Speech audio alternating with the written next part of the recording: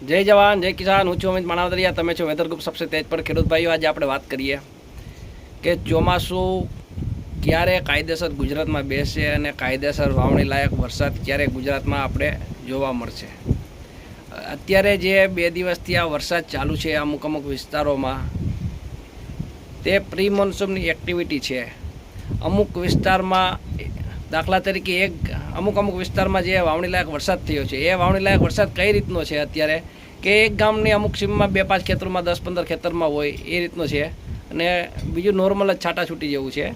હવે જે આપણે વાત કરવાની છે કે આવનારા દિવસોમાં ક્યારે ચોમાસું છે, તેની પહેલાં એક નાની એવી બીજી વાત કરી લે. આજે મારા કાકાની વાડીએ ટીટોડીના ઈંડા કઈ જગ્યાએ મૂકેલા છે એનો વિડીયો તમને બતાવીશ, એટલે તમને થશે કે હા આટલા ઊંચાણમાં ટીટોડી ઈંડા મૂક્યા છે.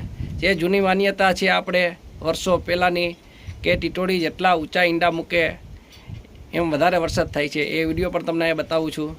અને હવે આપણે વાત કરીએ ચોમાસું ક્યારે ગુજરાતમાં એન્ટ્રી કરશે. અત્યારે આજની તારીખમાં મહારાષ્ટ્રમાં ચોમાસું બેસી ગયું છે.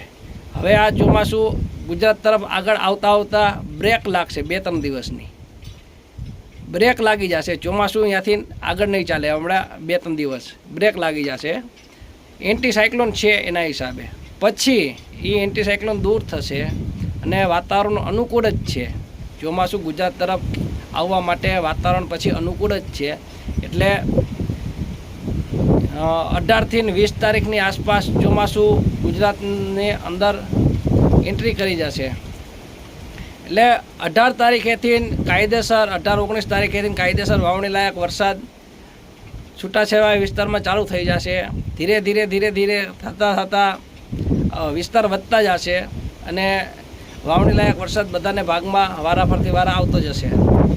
હું તમને અહીંયા મોડેલના પણ ચાર્ટ બતાવીશ કઈ રીતનું છે એ બધું. તો આપણે જે અગાઉ પણ કહ્યું હતું વિડીયોમાં, આની પહેલાં જે વિડીયો બનાવ્યો એમાં, કે હજી વાર છે ચોમાસાની. આપણે નક્કી કરો તમે કે આપણા વિસ્તારમાં દર વર્ષે કઈ તારીખે કયા મહિનામાં ચોમાસાનો સારો વરસાદ જોવા મળે છે વાવણી લાયક. હજી ભીમ 11 આવી નથી દેશી મહિનામાં. આપણે કહી તો ભીમ 11 વાવણી થાય તોય આપણે વહેલી કહી છીએ એને કે વહેલી વાવણી થાય, બહુ સારું કહેવાય. હજી ભીમ 11ની પણ વાર છે. તો આપણે અત્યારે ઉતાવળ નહીં કરવાની કે વાવણી ક્યારે થશે. હજી ચોમાસું ગુજરાતમાં એન્ટ્રી નથી કર્યું. આ તો પ્રી મોન્સૂન એક્ટિવિટી છે, એના હિસાબે આ વરસાદ થાય છે. હવે આ 13-14 તારીખ સુધી તો આવું છાટાછૂટી જેવું રહેશે. પછી બ્રેક લાગી જશે. ચોમાસું આ જે પ્રી મોન્સૂન છે એ બંધ થઈ જશે. પછી છાટાછૂટી બંધ થઈ જશે.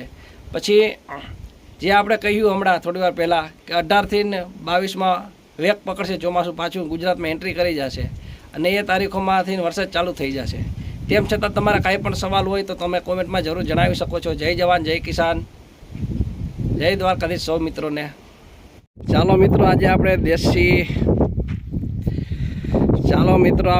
દેશી જે ટીટોડીના ઈંડા મૂકે છે, ટીટોડી એના ઉપરથી આપણે વરસાદનો વર્તારો કરતા હોઈએ છીએ. તો આજે તમને બતાવું કે ટીટોડી ઈંડા ક્યાં મૂક્યા છે. આ રસ્તો છે, આમાં ચોમાસે પાણી આવતું હોય છે. આ ખેતર છે,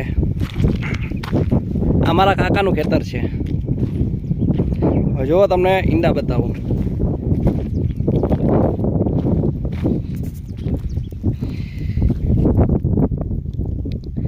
હવે આટલા ઊંચાણમાં મૂક્યા છે, તમે જુઓ કેટલા ઊંચાણમાં છે. તમે જુઓ આ ટીટોડી રહી છે, દેખાય. હવે તમે ઈંડા જુઓ કેટલા ઊંચાણમાં છે. આ વર્ષે વરસાદ તો ભૂકા બોલાવશે ને. તો